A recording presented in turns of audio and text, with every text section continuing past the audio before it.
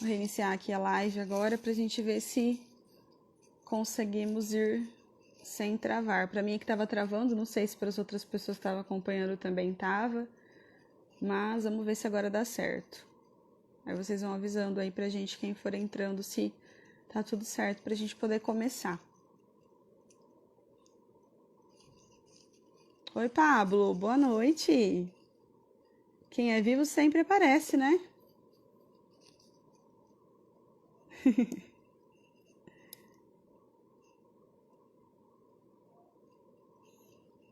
Vamos ver se agora vai. Boa noite. Boa noite, Pamela, tudo bem? Aqui tá bom. Foi agora? Tomara que continue. Ah lá, vamos rezar aqui pra ficar tudo certo. Mas Vai, estava vai travando lá. pra você? Sua tela tava travando bastante pra mim. É, pra você pra mim tava travando a Ah, tua. então vai saber qual conexão que foi. Ai, mas tá tudo certo. Vamos seguindo aqui. E aí, qualquer coisa, o pessoal vai Sim, avisando aí nos comentários se tiver ruim, se der algum problema, que a gente vai tentando resolver, tá? Pra não ficar exatamente. uma coisa difícil de acompanhar. É isso, a gente pode iniciar então, pra gente não atrasar muito, né? Você vai começar se apresentando. Bom, então meu nome é Evandro, eu sou médico otorrinolaringologista, já tenho 12 anos de formado. Eu atendo numa clínica aqui em Catanduva, nos hospitais também, tá bom? Muito bom. Para quem não me conhece, né, o público do Evandro que está aí acompanhando, meu nome é Ana Letícia, sou psicóloga clínica, atendo aqui em Catanduva também. Sou formada há 3 anos só, né, então ainda tenho uma longa carreira pela frente, se Deus quiser. A minha área de atuação é psicanálise e logoterapia, e é isso. Podemos começar então. Hoje nós vamos falar Vamos. sobre o medo de médico, né? Medo de ir ao médico, medo de cirurgias e vários medos aí que assolam esse Uhum, tema, né? exatamente. Quer começar explicando o medo de médico, a fobia? Ou começo eu? Inclusive, quando a gente estava pesquisando, foi até uma surpresa, né? Nem eu, nem o Evandro, a gente sabia disso. Não. Existe um termo que fala sobre esse medo de médico, a fobia de médico, que é a latrofobia, ou a síndrome do jaleco branco, que é uma forma mais Isso. popular de chamar. E a gente nem sabia disso. E na verdade é só nome formal para chamar uma coisa que é muito comum, né? Ontem eu fiz uma live com o Padre Adinho, que inclusive acho que ele está assistindo aqui, e a gente estava falando sobre o medo da morte. E é um medo muito comum também, esse medo de passar por uma cirurgia, o medo de sangue, inclusive o medo da morte também está nesse meio médico aí, né? Porque vai que alguém vai no consultório e descobre que vai acontecer alguma coisa, né? Então a pessoa já deixa de ir já. Mas pode ir começando da tua área e depois a gente vai juntando. Bom, o motivo de chamar latrofobia, só para ter uma definição, é uma palavra grega, né? Latro ou iatro, iatro significa médico e fobia é medo, então é medo de médico. O principal sintoma normalmente do paciente é basicamente o sintoma que o paciente tem ou que a pessoa tem no primeiro encontro. Mão fria, sua a mão um pouquinho, o coração acelera, a pressão sobe e acaba que está envolvido, às vezes, experiência passada da pessoa, às vezes experiências passadas não só na vida dela, mas de algum ente familiar. E talvez ela nem saiba, na verdade, que aconteceu isso daí, por isso que acaba gerando esse medo, essa, essa fobia toda, essa expectativa, essa ansiedade de o simples fato de ter que ir até o médico despertar na pessoa, né? Sim, e quem nunca, né, passou por isso de deixar de marcar mesmo uma consulta? Tem pessoas que às vezes nem marcam, pede para alguém marcar por o medo de às vezes até falar, né? Porque às vezes o teu medo começa em uma coisa específica, eu tenho medo de um diagnóstico ruim. Mas Sim, ele vai se amplificando, porque o medo é uma coisa muito fantasiosa também. A gente aumenta o nosso medo, né? E aí acaba que qualquer coisa relacionada ao médico pode gerar medo. Eu fiz uma enquete aqui hoje e eu perguntei se as pessoas tinham medo ou não de médico. Deu empatado, pelo menos ah, isso. Algumas pessoas têm e outras não. Mas a eu maioria ainda das tenho chance. respostas tem chance, vai dar certo.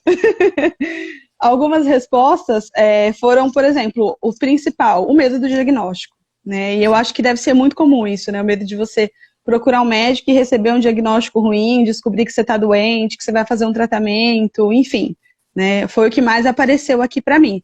Mas você, né? Você atua como clínico. Como que é para você lidar com isso? O que você mais vê na clínica? O que acontece muito, o paciente quando chega na clínica, pelo menos o primeiro medo ele já enfrentou, né? Que foi de ir até consulta. Mas o paciente tem muito medo, realmente, do diagnóstico. Ao mesmo tempo que tem paciente que tem medo de ir até a clínica, com medo do diagnóstico, alguns com medo de ser algo mais grave que se impulsionam até ir à clínica, mas na esperança de receber uma notícia boa. Quando a gente pode dar notícia boa, a gente fica tão feliz quanto o paciente. Nem sempre é possível, né? Agora, acho que uma coisa que ajuda muito a piorar o medo, ou então ser mais difícil de superar, é o desconhecido, né? Então, quando a gente tem ignorância, quando a gente não conhece algo, quando a gente não sabe do que se trata, por que a gente tem que ir até lá, o porquê que o médico optou pelo tratamento que vai ser realizado, ou a doença que foi diagnosticada, que o médico falou, é óbvio que o medo se exacerba, né? Ele aumenta. Então, acho que óbvio que cada um responde a uma forma, né? De aquilo que vive e os medos que tem. Mas cabe muito também ao médico e ao profissional da saúde que tá envolvido, que está acolhendo, entender tudo isso daí. Acho que não custa nem um pouco, na verdade, você, entre aspas, né, perder um pouquinho de tempo e explicar a doença que o paciente tem, especialmente se é algo que gera um pouco mais de ansiedade, um câncer, uma doença que talvez não tenha uma cura por não ser aguda, seja um tratamento crônico, mas sempre que a gente consegue explicar, conversar, entender o que está afligindo o paciente, ele acaba, primeiro, conseguindo confiar mais e aderir mais facilmente ao tratamento. E segundo, ver que é possível enfrentar aquilo que está acontecendo, né? Sim. E assim, também existe uma questão que hoje a gente procura tudo no Google, né? Ah, eu senti uma dor, não sei aonde, eu vou jogar no Google para ver o que eu tenho, né? Exato. Então, assim, isso daí é um perigo, porque às vezes vai dar uma coisa nada a ver, vai dar uma coisa que maior do que é, ou menor também, né? Então, é óbvio que às vezes a gente acaba fazendo, mas a gente tem que tomar cuidado, porque para uma pessoa ansiosa, jogar no Não Google é e ver bom. uma coisa lá, acabou, né? Já é o fim do mundo. O Edinho perguntou aqui como trabalhar a síndrome do jaleco branco, que é o medo de ir ao médico. Eu acho que uma das formas é essa que o Evandro falou.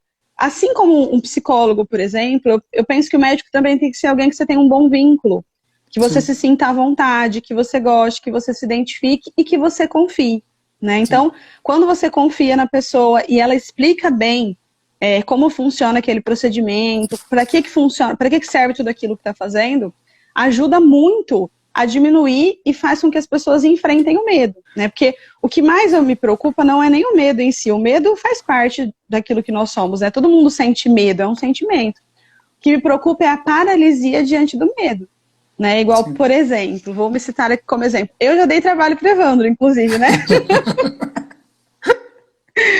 Eu não Não gosto, foi não é tanto. que eu não gosto muito, eu vou me expor aqui mesmo.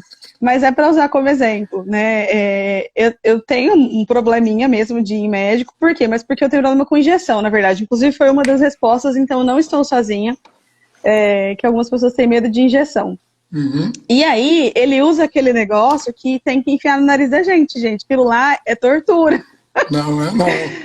Só que, de fato, foi muito bom, porque eu me senti muito confiante, porque ele me explicou como funcionava o procedimento, e foi uma coisa que foi tranquila. Depois eu vi que não tinha nada demais, né?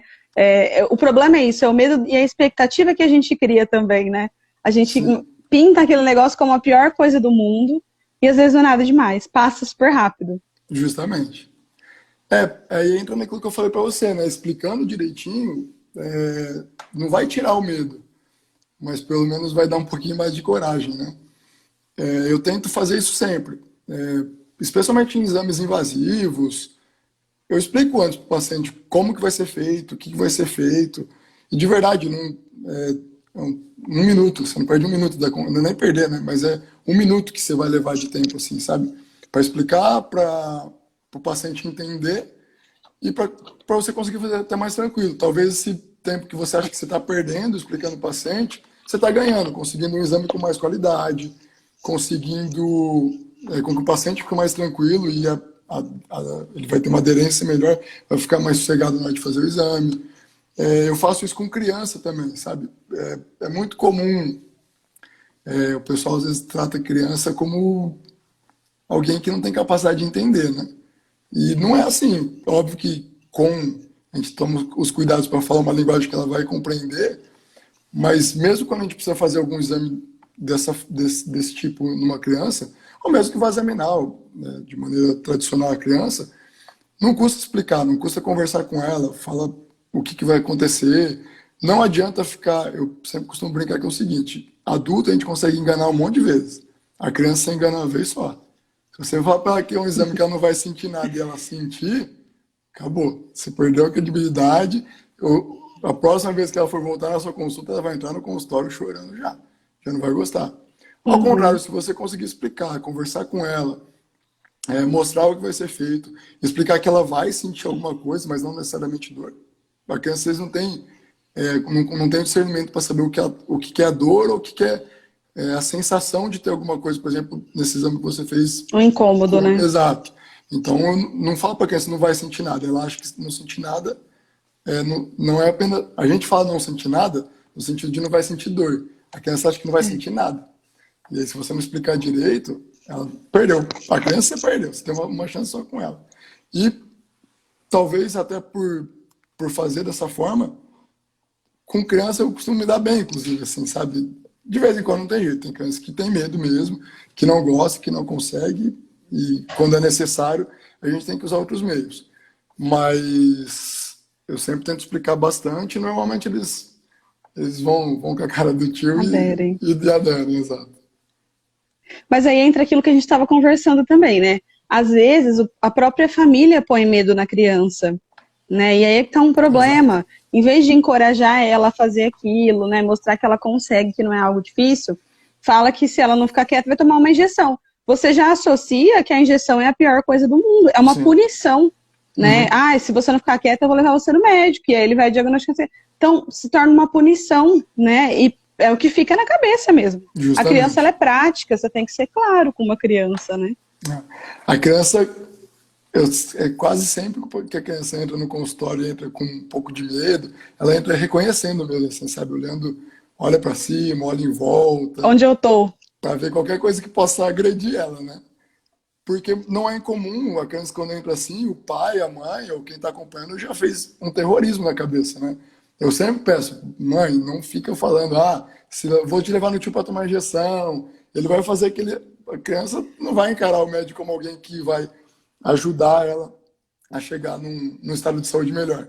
Ela vai encarar como um carrasco, né? Eu tô indo lá para ele me dar injeção. Então, às vezes a criança entra meio assustada e já fala assim, fica tranquilo que o tio não tem nem injeção aqui. E é engraçado como às vezes, a hora que elas ouvem isso, elas dão uma desarmada, assim, fica um pouco mais... então tá bom, tio, aqui não tem, aqui eu tô seguro, aqui eu tô protegido. Tudo bem, tudo bem. Sim, exatamente. Mas não tem jeito, tem que explicar. E é muito melhor o pai e a mãe, entre aspas, também gastar esse tempo explicando o porquê que tá indo até o médico, que talvez o médico precisa fazer algum exame que possa incomodar, mas que é pro bem dela, do que ficar, não faz isso, se comporta. A gente fica 15, 20, 30, 40 minutos numa consulta. Não dá tempo de educar criança nenhuma. Então, sim, exatamente. Esse se comporta não é comigo, né? Sim. E aí entram as falhas que a gente tem, às vezes, na comunicação, né? De explicar as coisas, de falar para o outro de uma maneira clara, porque nem todo mundo entende, né? Sim. Mas o que eu percebo muito quando a gente fala de exames, e você falou mesmo agora do incômodo, né? É o medo de sentir dor, né? As pessoas, de todas as formas, fisicamente, emocionalmente, a gente não gosta de sentir dor.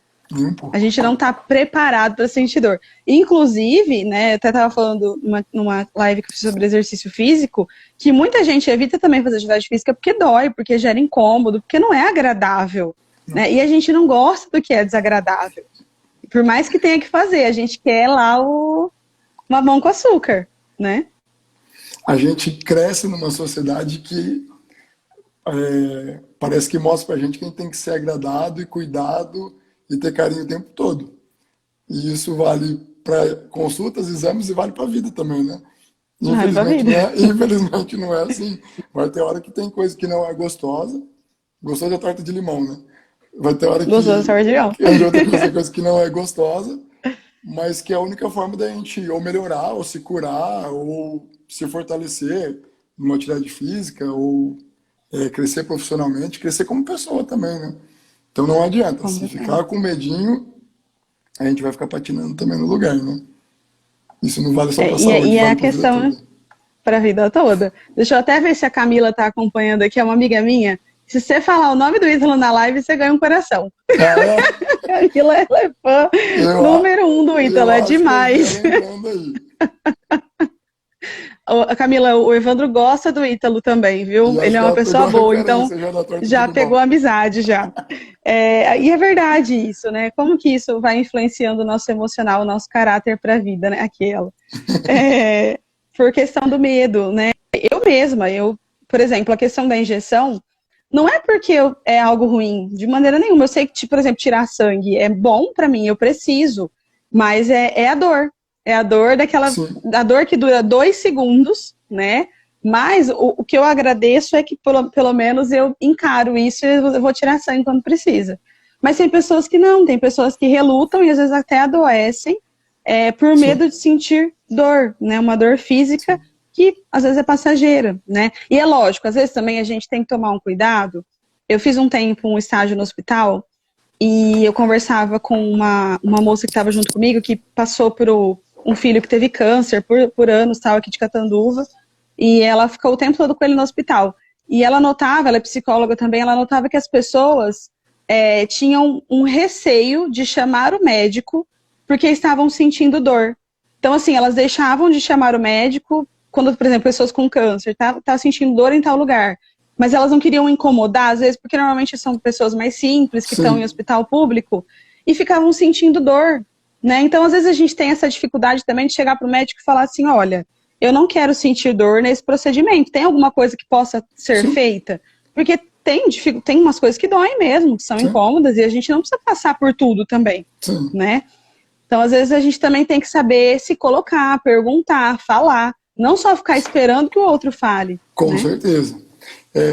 Uma coisa que eu sempre tento fazer, além de sempre tentar explicar, é o que você falou. Às vezes eu explico coisas que talvez o paciente não está nem preocupado em saber e corre o risco de deixar de dizer coisas que para ele seria interessante. Então, óbvio que além dele sempre tentar dar liberdade de perguntar e me cortar a hora que ele quiser, eu pergunto depois, sempre no final de consulta ou a cada períodozinho durante a consulta, se ele está tendo alguma dúvida, se tem alguma coisa que ele quer perguntar, porque senão às vezes o paciente sai com exames que a gente pediu, cirurgia que a gente comentou que talvez seja interessante fazer, remédio que ele precisa tomar, e ele está com um monte de dúvida daquilo lá, mas ele não perguntou, às vezes como você falou, às vezes por timidez, às vezes por não querer incomodar. Então eu sempre pergunto, ficou alguma Uhum. dúvida? Tem alguma dúvida? Eu sempre tento deixar um meio de contato, né, um meio de comunicação direto com o paciente. De repente a dúvida não surgiu lá na hora da consulta, às vezes até porque está um pouco nervoso, né?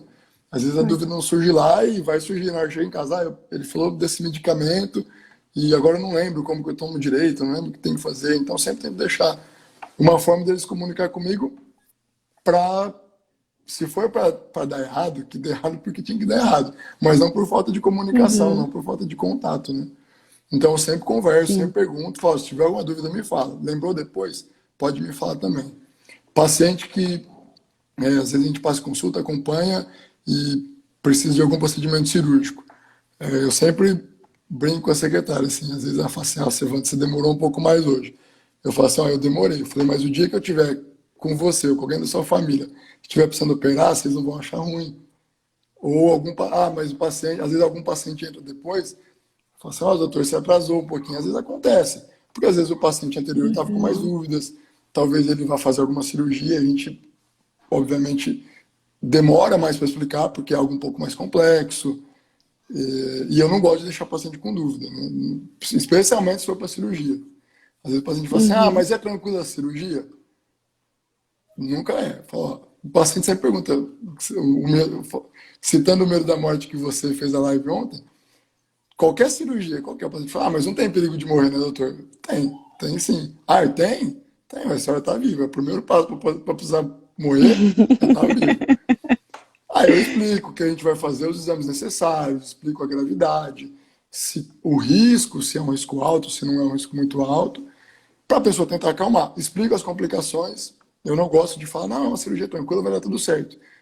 Todo mundo quer que toda cirurgia dê certo, mas às vezes não dá. E às vezes tem paciente, o paciente ele tem que ter a opção de falar assim, doutor, mas se eu tivesse me dito que tinha o risco de 0,001% disso dar errado, eu não teria feito. Então, às vezes é um risco muito, muito, muito baixo mesmo. Mas eu digo para ele mesmo esse risco muito, muito baixo. Eu deixo bem claro o tamanho do risco, mas eu deixo a opção. Ele fala assim, não, se ele falar assim, ó, eu não quero, prefiro continuar com a doença e aí também arcar com as consequências, né, do não tratamento naquele Da momento. escolha. Explico as complicações da cirurgia, mas também explico o que pode piorar se ele não cuidar daquela doença. É a escolha dele, né? O paciente, se ele tiver um Sim. câncer e não quiser se tratar, é um direito dele, né? Desde que ele esteja consciente, esteja bem orientado, sabendo de tudo, é um direito dele. Inclusive, muitas pessoas, né, às vezes não querem fazer quimioterapia, radioterapia, Sim, tendo câncer, né? exatamente. E é isso mesmo, a pessoa é livre para escolher o que ela prefere, né? A vida é dela. Isso Especialmente mesmo. às vezes pela vivência que teve, né? Não é comum, sei lá, algum adolescente ou jovem que acompanha, de repente, pais ou avós com câncer, algum estado terminal, eles não querem pensar na possibilidade de passar por isso, né? Então, às vezes, evita até de ir no médico, vai que eu tenho mesmo diagnóstico, a minha família já teve, vai que eu tenho também, eu não, prefiro não saber. E às vezes, se tivesse ido no começo, a gente consegue uma cura muito mais tranquila, não chega no estágio que tinha, né? Sim. Mas o medo é difícil, não é fácil enfrentar. A gente tem que encarar a nossa realidade, né? A verdade é isso. Sim, Você pode estar doente ou não, se você tiver um medo de um diagnóstico, mas você só vai saber a hora que você for lá e procurar ajuda, né? Ficar sim, fugindo disso, chega uma hora que pode piorar, né? E às vezes sim, fica até pior lidar com os cuidados paliativos de uma doença do que se você com descobrir lá no certeza. começo e já tratar. É muito mais Exatamente. sofrido depois que já avançou. Sim, Então, a gente tem uns medos meio irreal mesmo, né? Assim, não faz muito sentido esses medos, né? Medo de receber um diagnóstico que pode te ajudar, né? exatamente, Porque assim, especialmente se for no se tiver o começo. que fazer, ótimo. E se não tiver o que fazer, não vai fazer diferença você saber ou não, Sim, né? exatamente. Então é importante procurar ajuda mesmo. Sim, e tudo, assim como a gente sempre tem o ditado famoso, né, que a prevenção é melhor prevenir que remediar, não é tão bom quanto a prevenção, mas é melhor algo que está no começo, que está inicial, do que algo que já desandou, que já degringolou e que está avançado, independente da doença que seja, né? É muito mais fácil quando a gente vai começando e, e acha a doença logo no comecinho do que mais para frente. Já aconteceu de descobrir alguns casos, eu não fico muito feliz quando dou notícia de câncer, assim, sabe? Não é algo que me agrada muito. Mas me agrada muito quando quando o paciente foi no começo. Porque eu sei que a chance dele melhorar, a chance de dar certo, a chance do tratamento ser efetivo e curativo é muito maior do que se talvez ele tivesse postergado e deixado para o mês seguinte, para daqui 6 meses, para o outro ano.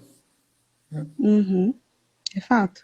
Tem uma pergunta aqui sobre o uso do fone agora na quarentena, né? Que tem muita gente usando muito fone para home office. Ah, eu O que imaginei que você me alguém ia fala perguntar isso. disso? É um, Eu imaginei que alguém ia perguntar isso pro otorrino. né? Ó, o fone nunca é o ideal, tá? Por vários motivos. Ele pode gerar infecções no ouvido e ele também facilita um pouquinho o perda auditiva, tá? O que a gente costuma orientar? Tem pacientes que não tem jeito, às vezes que abusando mais, a gente tenta orientar para usar o necessário, o mínimo possível. E uma dica fácil, assim, que a gente não precisa de nenhum meio muito requintado para saber se está muito alto ou não, se alguém que estiver a 1 metro de você estiver ouvindo o fone, ele está agredindo o seu ouvido com certeza. E colocar o fone no menor volume possível que você consiga entender. Então, pede para alguém ficar perto, tá a 1 metro mais ou menos. Tá ouvindo? Tô. Então, teu fone tá alto. Hoje em Adolescente dia até o adora próprio isso, né? celular faz isso, né? Ele já, a hora que você conecta o fone, ele já abaixa o volume. Tem E aí, alguns que quando fazem você isso. vai aumentando, ele já avisa, né, que você está passando Sim, do que é saudável para você, né? justamente. Tem alguns que fazem isso mesmo. E a tendência é que Uhum, comece a fazer isso até mais, né? sim, é E isso aí mesmo. entra no que a gente falou agora, que é melhor prevenir tudo isso daí, evitar o uso quando possível, para depois não ter que tratar uma perda auditiva mais para frente. Aí já, e se Uhum, tiver a perda auditiva, é melhor que, que a gente ache ela no início do que quando já está avançado, é mais difícil o tratamento. sim. E a gente tinha conversado também, Hum, na verdade era para ser outro tema essa live, né? A gente mudou várias vezes o tema. E sim, teve a questão sobre as doenças psicossomáticas que a gente tinha falado, e eu vi aqui que teve um comentário sobre tonturas, né? sim, E a gente falou que é uma das, você disse, né, que é uma das coisas que pode ter causa emocional também, muito, né? muito mesmo. Você já teve que lidar com algum caso desse jeito, já? Que era um caso Já emocional? mais de uma vez, inclusive. É, na verdade, sim, a tontura, já que você falou que alguém comentou aí, ela está muito ligada à parte psicológica. É óbvio para a gente dizer que é uma tontura exclusivamente desencadeada pela parte psicológica, a gente precisa fazer todos os exames e descartar qualquer outra possibilidade, tá? Então, às vezes precisa de exames de sangue, e daí vai ficar com medo de fazer, de levar uma picadinha, né? Às vezes precisa de exame de sangue, exames específicos para tontura, às vezes algum exame de imagem. Tem um exame de imagem, inclusive, para tontura, que é ressonância, que tem paciente que tem medo de fazer. Às vezes eu preciso pedir para sedar. Porque a ressonância, quando a gente pede para o ouvido, fica um capacete, assim, fechando a pessoa, né? Uhum. Então, quem tem claustrofobia, Claustrofobia. eu confesso que eu não morro de vontade de fazer esse exame também, não. Mas, enfim. Então, para a gente dizer que é tontura, ou qualquer outra doença, né? Qualquer doença, para a gente dizer que tem uma causa psicológica, psicossomática envolvida, a gente tem que descartar qualquer coisa orgânica antes, tá? E aí, a partir do momento que a gente descarta, ou durante as consultas mesmo, a gente, depois de um tempo, você começa a perceber o paciente que é um pouco mais ansioso, ou que é um pouco mais depressivo, que isso tem um fator Uhum. um pouco mais pesado. Então, durante até as consultas, conforme a gente vai pedindo os exames, a gente vai vendo os resultados, e vai tentando fazer os tratamentos para causas orgânicas inicialmente, a gente já vai, inclusive, tentando explicar para o paciente que talvez tenha um fundo psicológico junto, talvez a ajuda de um psicólogo, de um psiquiatra seja necessário. Por que eu tento fazer isso também? Porque as pessoas têm um certo preconceito, eu diria, com psicólogo e psiquiatra, né? O pessoal acha que é médico de louco, né? Não, só vai Ai, lá não quem é é? louco. Mas o pessoal acha que é aquele louco. Então todo mundo tá Que louco, tá né? indo pro Mahatma, né? Exatamente. O É. pessoal acha que é aquele louco lá no topo, né? Mas na verdade, Uhum. não. Na verdade, tanto o psicólogo quanto o psiquiatra eles podem te ajudar a não chegar num ponto pior e pode te ajudar a melhorar muito mais fácil do que se você ficar postergando. Só que tem esse preconceito. Então eu vou conversando, porque se às vezes de cara eu vejo os exames do paciente, o paciente vê tudo. Eu vejo que não tem nenhuma causa orgânica. Fala assim, ó, o seu problema não tem nada orgânico, o seu problema é com psiquiatra, com psicólogo, ele vai sair do meu consultório e vai no consultório do próximo otorrino. Fala assim, tá louco, tá falando que eu tenho. Tá falando que eu sou louco. Quem tá louco é ele, sabe? Então Uhum. tem que ter esse feeling também, tem que ir tateando. E aí, às vezes, o paciente pergunta, depois que ele começa a ver que os exames vão vindo normais e ele vai ficando mais tranquilo e o sintoma não desapareceu muito, aí ele mesmo às vezes pergunta, doutor, você acha que pode ter algum envolvimento emocional? Você acha que pode? Pode. Pode. Aí quando o paciente dá o Uhum. início, aí fica mais fácil, né? E às vezes o paciente até correlaciona com alguma situação. Eu percebi que isso aconteceu quando eu perdi um pai, ou quando eu descobri que a minha irmã estava doente, enfim. Então fica até mais fácil de você conseguir orientar o paciente a procurar um psicólogo ou psiquiatra, né? Eu falo que não é Uhum. médico só de louco, porque faz 2 anos e meio que Letícia é minha psicóloga. Então, ou eu sou muito louco, Ah, ou não é só pra quem ou tá, eu. ou não é só pra quem tá muito doido. Eu Ai, acho, depois que eu comecei a fazer terapia, eu acho que todo mundo deveria fazer. Mas não tem jeito, né? Só começa a fazer quando acha que é necessário e quando se dispõe a ir, assim como o médico, né? Quando você vence barreira de preconceito, de medo, ou seja lá o que for, fala, não, eu tô precisando de uma ajudinha aqui. É que, em alguns casos, da mesma forma que a pessoa só deixa para procurar o médico quando ela já não consegue mais resolver sozinha, é a mesma coisa com a terapia, né? A pessoa Sim, só procura a terapia depois que ela já ouviu 10 vezes pessoas falarem que ela precisa, e olhe lá, né? É um pouco mais difícil do que o médico para algumas eu imagino. pessoas, principalmente os mais velhos, né? Mas ainda bem que isso está se abrindo bastante. Mas o que você falou é real, né? Por exemplo, um paciente que tem ataque de pânico. A sensação que ele tem é que ele É está verdade. infartando, É, e muitas vezes, que ele está morrendo mesmo. E sim. às vezes a pessoa não acredita, eu até dizia isso ontem com o Edinho, a pessoa não acredita que aquele emocional causou aquilo nela, aquelas sensações físicas, né? E aí ela vai lá, eu tenho uma paciente que ela já fez exame eletro tantas vezes que eu acho que a médica não aguenta mais olhar para a cara dela. E ela não tem nada, tá tudo Tem mais bem, elétrico que fisicamente coração. tá tudo bem, exato. Mas é difícil, sabe, que a pessoa compreenda e aceite, às vezes, que ela precisa de uma ajuda emocional. Porque o emocional a gente não vê, né? Não é E palpável, às né? vezes também, e tem a questão do vínculo, né? Às vezes a pessoa vai fazer terapia, não criou vínculo, não gostou do profissional, ou não falou nada pro profissional, não conseguiu se abrir, e tchau. Nunca mais Sim, volta, não tenta de novo, né? Então, mesmo para o médico, para terapia, para um psiquiatra, você tem que ter um bom vínculo com quem está te tratando. É a pessoa que está cuidando da tua saúde, da tua vida, né? Se sim. você não se sentir à vontade, Justamente. né? Não adianta muito. Psicólogo, médico, fisioterapeuta, dentista, tem que ser alguém que se identifique. Já não é agradável, você não tá indo porque você está super disposto. Nossa, Ninguém vai no médico e tá tudo bem, acordei hoje com né? a vontade, está doente, vou no médico. Então ninguém Ou vou falar que nunca. tá tudo bem, né? Não, doutor, tá Exato. tudo bem, eu só vim aqui para te ver. Eu tava com saudade. Então já não é algo muito agradável de ser feito. Se você tiver que fazer com alguém que não te deixe à vontade, que te deixe mais tenso ainda, que não esclareça aquilo que você tem, que não tire suas dúvidas, que não te dê liberdade para perguntar, para entender, não vai dar certo. Não vai dar certo É mesmo. verdade. E não tem jeito. Se a gente não tem que conversar direitinho, tem que explicar bem, tem que dar abertura ao paciente, para meio que a relação médico-paciente é uma relação, né? Então, para você ter uma boa É. relação, tem que ser de mão dupla, tá? Você comentou do pessoal que procura no Google, né? Eu não me importo Uhum. com ninguém que procure no Google. O que eu sempre oriento o paciente que passa comigo, eu falo assim, ó, quer ver no Google? Veja. Qual que é o problema de ver no Google? Que nem sempre a gente tem filtro. A gente sabe filtrar aquilo que vai vir de informação. No Google, na hora que a gente digitar alguma coisa, vai vir uma pancada de Tudo. informação. Exatamente. E eu sempre brinco, o que dá ibope no Google, assim como em qualquer outro lugar, não é o que deu certo, é o que deu errado.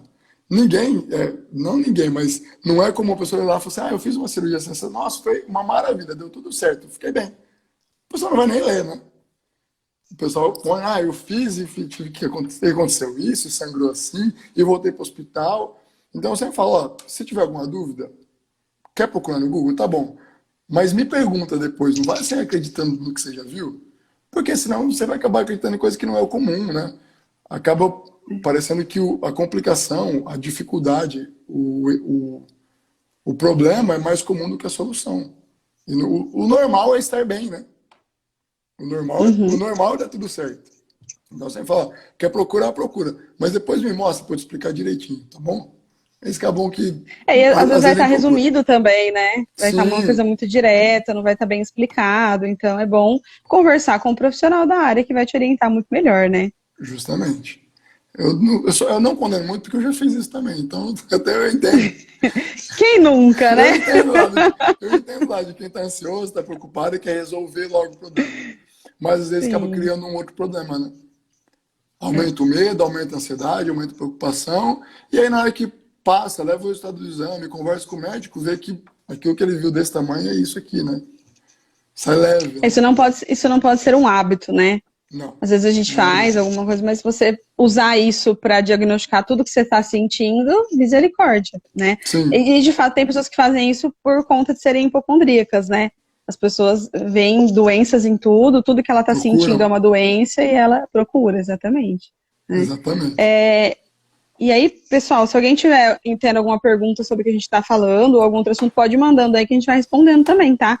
Às vezes vocês estão tendo alguma dúvida, e às vezes é a dúvida de outra pessoa também, então Justamente. vai mandando aí que se a gente puder, a gente responde aqui, né? Fica à vontade. E eu queria também, outra coisa que eu tinha marcado também, nessa questão de procurar um médico, e é o que eu percebo em tudo, né? Em qualquer área da saúde que a pessoa for procurar, é a resistência que a pessoa tem em mudar o hábito dela.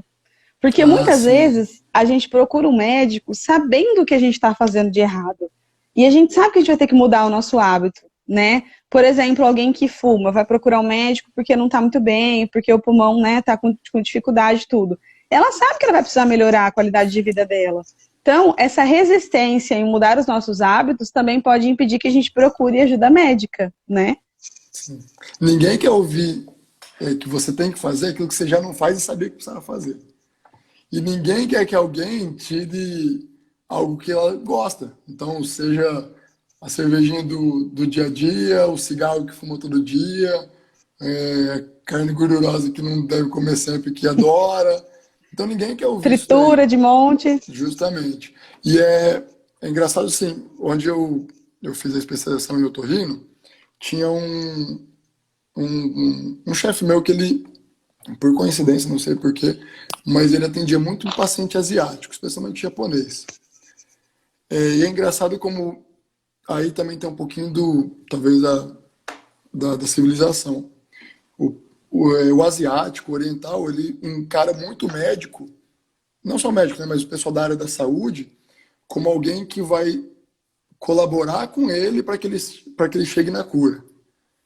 Né? Então, não é alguém que vai falar assim, você vai fazer isso e vai dar certo. É alguém que vai dar um caminho mais fácil. E, normalmente, esses pacientes a gente consegue uma aderência ao tratamento melhor. Você consegue, especialmente quando o tratamento envolve mudança de hábito, aí é mais difícil ainda. Porque tomar um comprimidozinho por dia durante uma semana, 30 dias, 60, 15 dias, qualquer um faz. Mudar um hábito de vida é muito difícil. Porque é algo que às vezes a pessoa carrega aquilo por 20, 30, 40 anos. Mas é engraçado como o paciente do Ocidente, né, o ocidental, ele tem mais resistência. Ele encara o médico como alguém que tem que curar ele. Na verdade, quem vai curar é ele. Eu não vou estar dentro da casa do paciente. Eu não tenho que fazer nada. Agora está na hora do seu medicamento. Agora, isso daí que você está comendo, eu falei que não podia. Isso daí que você está bebendo, não tem que beber. Não adianta. Tem que partir dele. E dele mesmo. Às vezes o paciente vai junto ou com a esposa, ou com o namorado, enfim, ou com o filho, ou com o pai. Não adianta, tem que partir do paciente. O pai, a mãe, esposa, namorada, marido, filho ficar no pé, não vai adiantar, especialmente se for filho. Pais dificilmente ouvem isso. Eu criei eles aqui, eu queria me dar ordem agora. Uhum. Então eles não ouvem, não adianta. Tem que partir deles mesmo. Eles têm que falar assim, bom, é melhor para mim, eu tô cansado de ter isso. E aí quando eles tomam a atitude de realmente mudar os hábitos e tentar melhorar aquilo que vinha fazendo errado, ele começa a ver o benefício. E aí acaba virando uma alça positiva, né? O paciente faz um pouquinho, melhora, ele se incentiva a fazer mais. Aí ele melhora mais. O problema é a gente conseguir colocar ele nesse círculo, né? Ele fica tentando se manter à margem do círculo. Mas quando ele consegue... O problema é começar, né? Exato. Entende que aquilo é bom,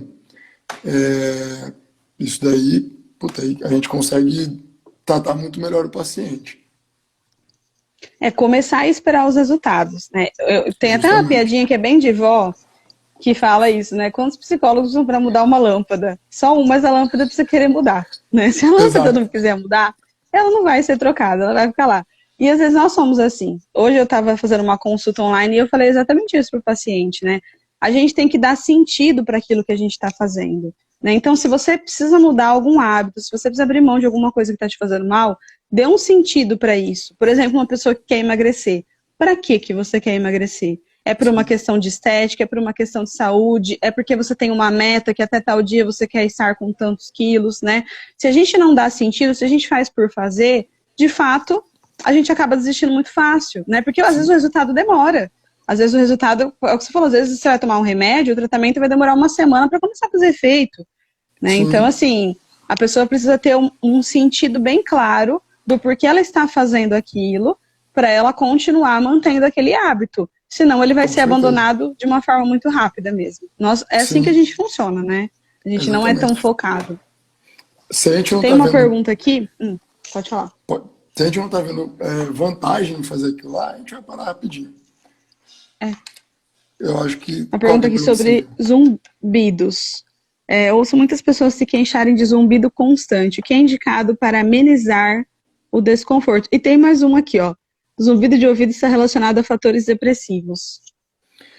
O zumbido entra na mesma classe da depressão desculpa, da tontura, é que eu vi alguém perguntando alguma coisa sobre depressão.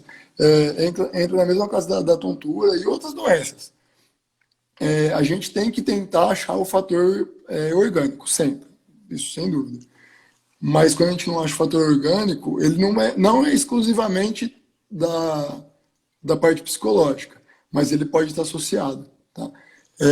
A pessoa tem o zumbido por outros fatores. Existem várias teorias do motivo do surgimento do zumbido, que eu não vou encher a paciência de vocês aqui explicando. Mas, em geral, é por alguma alteração do órgão da audição. Tá? E que, em geral, é reversível, por conta de ser semelhante aos neurônios. Mas os pacientes que têm zumbido, por exemplo, não é incomum eles relatarem qualquer alteração psicológica piorando o zumbido, mudando a característica dele. Às vezes, num período de estresse, ele sente um pouquinho pior. O paciente, quando está um pouquinho mais deprimido, ele também acha que o zumbido piorou, especialmente porque não é incomum o paciente depressivo ficar um pouco mais embotado, um pouco mais quietinho e procurar ambientes silenciosos. E aí, quando a gente está num ambiente silencioso, a gente consegue notar mais o zumbido. Não necessariamente ele mudou a intensidade dele, mas como a gente não tem nenhum outro estímulo sonoro, né, disputando, ele consegue notar mais. Então o zumbido tá bastante envolvido com causa psicológica também. Se tiver tudo redondinho, a chance dele melhorar aumenta bastante, tá? E a gente tem que entender, para algumas doenças, o zumbido é uma delas, que nem sempre a gente vai conseguir a cura da doença, a gente vai conseguir se adaptar bem a ela, tá? Aí como vai ser essa adaptação? Se vai ser com uso de medicamento, uso de aparelho auditivo, com uma terapia comportamental, uma terapia sonora comportamental, aí óbvio que vai variar, cada paciente vai ter que ter seu cuidado aí.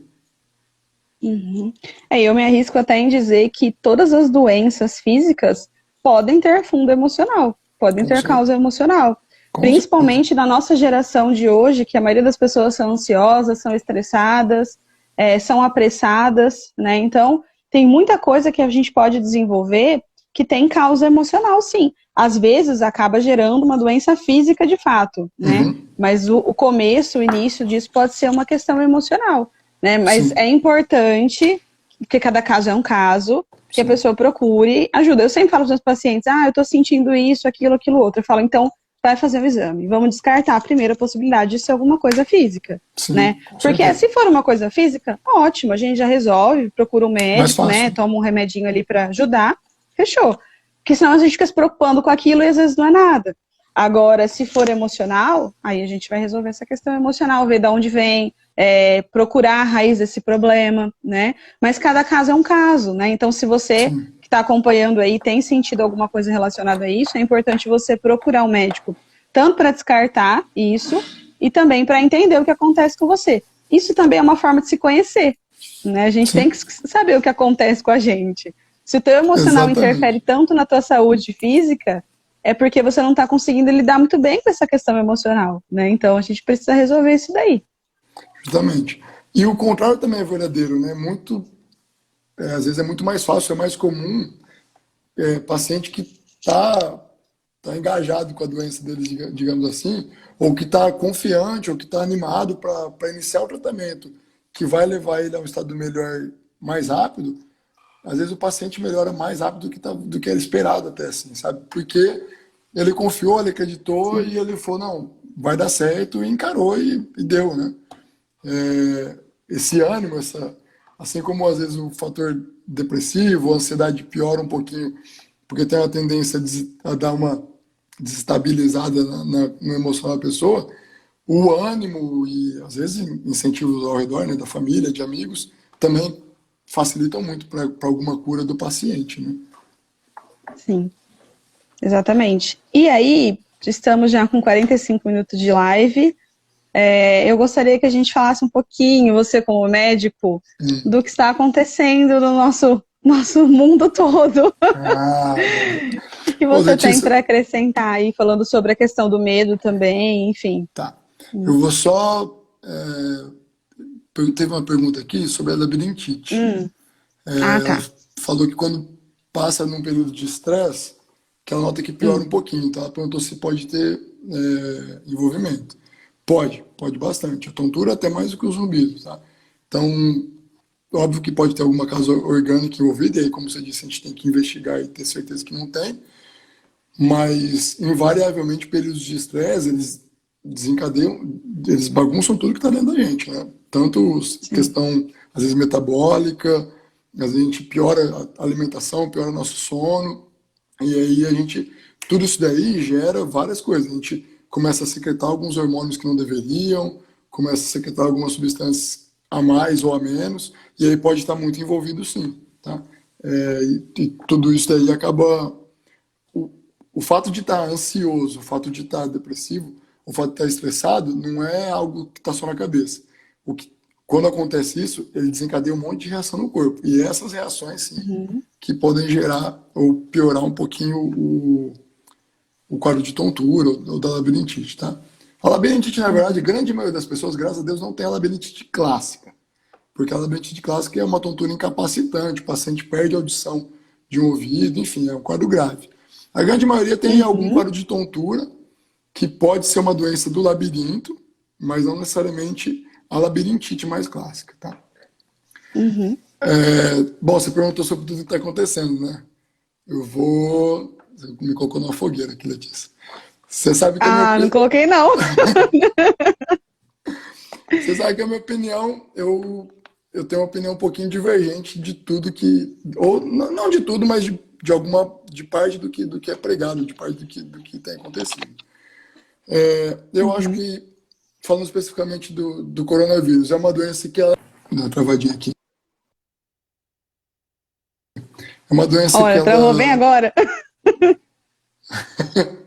É uma doença que ela veio, ela não vai embora. Ela não é como um tornado, que a gente consegue se fechar em casa e na hora que o tornado passa, a gente pode abrir as portas sem risco nenhum. É uma doença que veio que ela vai ficar. É um vírus. O ano que vem ela vai estar aqui, no outro ano também. Assim como H1N1 aconteceu, assim como a gripe suína, assim como a gripe comum, resfriado comum. Então ela vai continuar. A gente tem que tomar os cuidados, sem dúvida. Tá? Assim como a gente toma cuidado, por exemplo, quando a gente vai pegar a estrada, a gente não bebe, coloca o cinto, tenta não exceder o limite de velocidade. A gente vai ter que talvez se adequar e se Uhum. adaptar a uma realidade que a gente não vivia antes. Que talvez a gente até devesse viver antes, né? Que é basicamente higienizar a mão, tomar cuidado com contato excessivo desnecessário, enfim. Mas a gente vai ter que se Uhum. adequar a isso. Agora, eu acho que a gente ficar, não sei se a palavra talvez seja uma palavra pesada, mas se acovardando a ela e deixando ela dominar a gente, ela começa a dominar tudo. Ela começa a dominar nossa vida, deixando a gente trancado em casa. Ela começa a dominar a nossa cabeça, porque ficar trancado em casa muito tempo não é fácil. A gente começa a se Sim. perder nisso daí. E ela vai começar a dominar e gerar conflitos, inclusive entre famílias, entre amigos, né? Então, assim, eu acho que é uma doença que a gente tem que tomar cuidado, a gente tem que fazer as prevenções, as precauções adequadas. Qual que é o lado bom? A gente está vendo que no Brasil, aparentemente, apesar da grande mídia não noticiar tanto, ela está tendo um comportamento muito mais brando do que a gente tem visto, por exemplo, em países como a Europa e Estados Unidos. Eu não sei Uhum. se por conta do clima, se é por conta da reação cruzada com a vacina da BCG, que é uma vacina antiga, que um monte de lugar no mundo nem tem mais, mas no Brasil é obrigatório, que é aquela que deixa a marquinha no braço direito. Aham.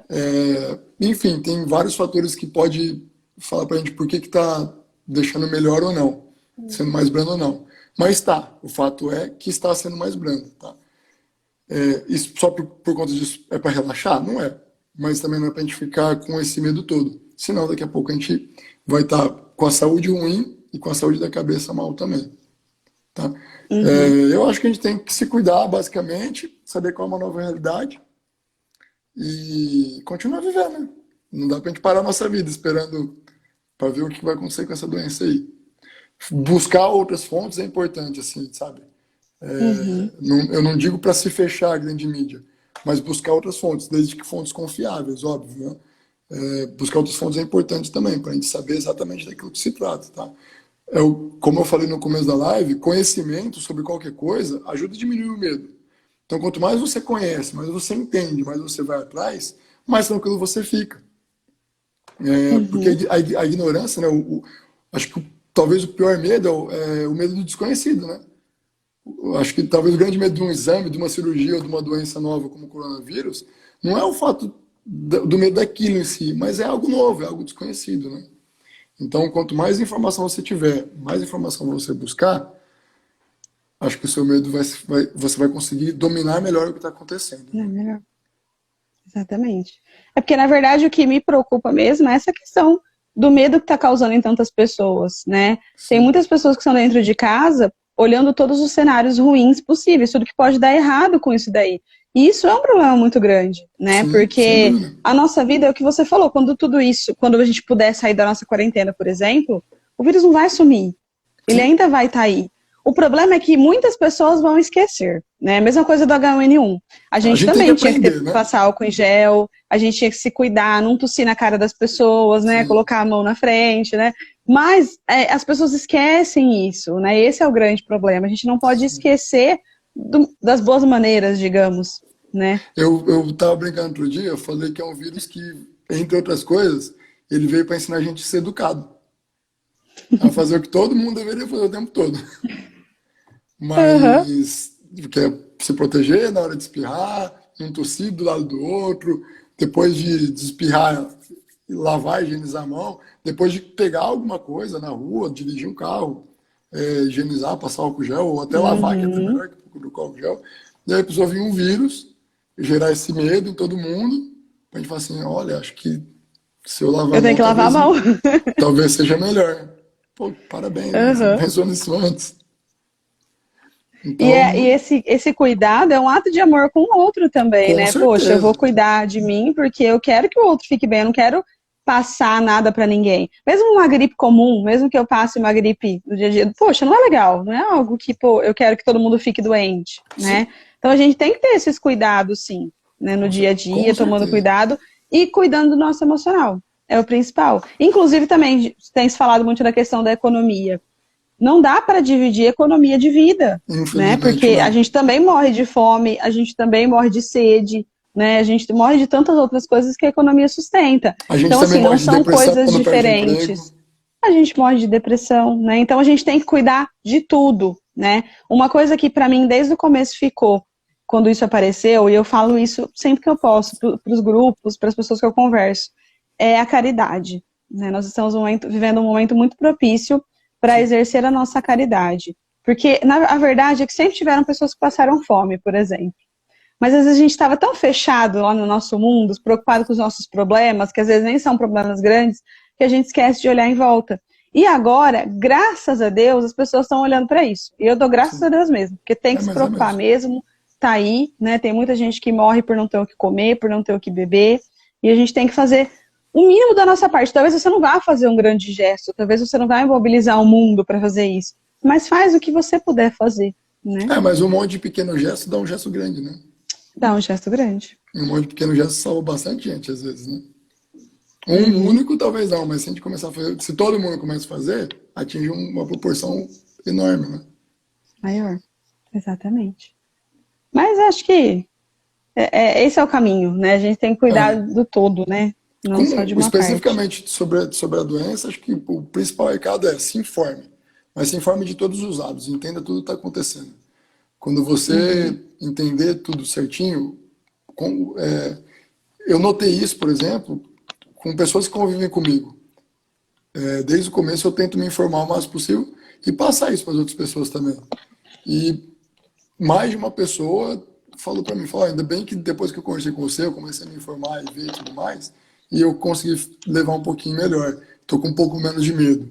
Eu sempre alerto que a ausência de medo não é para falar, não, vou para cima que não é nada. Não, não é. Mas prudência, canja de galinha não fala para ninguém. Nós somos limitados, né, gente? Isso aqui vai embora. Exatamente, mas tome cuidado, mas não deixe que ela te domine. A gente tem que dominar, né? Nosso medo. Não pode ser o contrário. Sim. E eu achei muito legal que você falou para mim, a última vez que a gente se viu, a questão do... as pessoas às vezes querem ver sobre as curas, os tratamentos, mas a gente não vai poder fazer nada com isso, né? A gente não é pesquisador, a gente não vai criar a cura. Então, assim, a gente tem que olhar o que cabe a nós. Se você quiser dar uma acompanhadinha lá, como que tá a notícia, como que tá o avanço disso, para ver como que estão as coisas, mas mais do que isso, não tem necessidade. Sabe né? o que eu orientei algumas pessoas, porque eu estava fazendo, acho que eu gosto de tentar orientar quando eu já estou fazendo, ou quando pelo menos vou fazer também. Porque senão é fácil, né? Você, faz isso que dá certo. Aí você fez o quê? Não, eu fiquei esperando para ver se dava certo. Hipócrita, né? Então, o que eu orientei algumas pessoas, e eu fiz desde o começo. A primeira, da segunda semana, talvez, eu estava ficando meio doido também. Qualquer meio de comunicação que você ligue, você começa a tossir, ter febre, espirrar, né? E ter falta de ar. Você fala, pô, o celular me contaminou, a TV também. Então, eu comecei a limitar o número de informação que eu ia receber. Eu ficar 10 horas recebendo informação ou 30 minutos no dia, não vai mudar nada. Vai ser melhor para minha cabeça eu ficar 30 minutos recebendo informação adequada. Eu ainda, por conta de trabalhar na área da saúde e tudo mais, alguns protocolos chegam ao longo do dia que a gente tem que ler. Mas, de preferência, eu tento deixar o final do dia para ver uma informação, um resumo, alguma coisa que realmente é necessário e para me atualizar. Ponto. Não adianta eu ficar das 7 da manhã. Se você quiser, você consegue ficar ouvindo notícias sobre isso das 7 da manhã às 7 da manhã do outro dia, né? E vai acrescentar em que é a cabeça de alguém. Nada, né? Vai deixar meio doido. Ou mais doido, né? Ou mais. Bom, mas acho que é isso, né? Já temos só 3 minutos para encerrar aqui. Tá bom. E aí, vamos aos finais, então, para a gente não passar muito tempo. Para quem não conseguiu acompanhar tudo ou quiser ver depois, a live vai ficar salva aqui no perfil por 24 horas. E depois a gente vai ver se posta também, caso alguém queira compartilhar. Eu sei que é um assunto que atrai muita gente. Teve bastante gente que me mandou mensagem falando, né, que de fato tinha medo de médico ou qualquer coisa parecida. Então, espero que tenha ajudado, né? Agradeço a todo mundo que acompanhou a gente aí, que teve paciência de nos ouvir. Sim. E a você por ter aceitado essa live, né, Evandro? Evandro tem uma dificuldade com redes sociais aí, mas deu tudo certo. Bom, então eu também quero agradecer o pessoal que ficou ouvindo a gente até agora, ou que ouviu a gente em algum momento. Talvez surjam dúvidas depois, assim como acredito que a Lê também, a gente está disposto, pode vir tirar dúvida, chama no Instagram, manda no direct, enfim. Com esse monte de rede social, falta de meios que não tem, né? Não falta. E vamos fazer mais uma outra mais pra frente, agora que já fiz a primeira, agora já criei coragem. Já até vamos embora, como né? é que faz a live e tudo mais. Ontem eu estava conversando com a Letícia. Tá vendo como é fácil? Eu estava parecendo um vô de 80 e poucos anos. Mas eu não sei fazer isso. Ainda bem que ela tem paciência com a avó dela também, viu? Porque ela me explicou tudo direitinho, deu certo. Olha aí, eu te agradeço de ter certo. convidado. Eu topei meio no susto e quando eu vi, já não tinha mais como voltar atrás. Já foi. Mas é isso, se alguém tiver alguma ideia também de temas relacionados, alguma coisa talvez da área do Evandro mesmo, aí vocês vão mandando pra gente, que a gente vai se organizando para tentar fazer, né? Eu só queria deixar um recadinho aqui, que quinta e sexta-feira eu tenho live também aqui no meu perfil, para quem quiser acompanhar. Quinta-feira vai ser sobre expectativa da produtividade e sexta-feira sobre comunicação nos relacionamentos, com 2 psicólogas amigas minhas. Então, quem quiser acompanhar vai ser à noite, aí tem os horários lá certinho, e aí vocês podem ver, tô bem blogueira mesmo. Não, mas tá demais, meu Deus do céu. Daqui a pouco eu não consigo mais, Ah, daqui a pouco eu não consigo mais fazer terapia. exagero. Então tá bom, gente. Muito obrigada. Uma boa noite a todo mundo que acompanhou. Fiquem com Deus e até a próxima. Obrigado, pessoal. Bom descanso para vocês.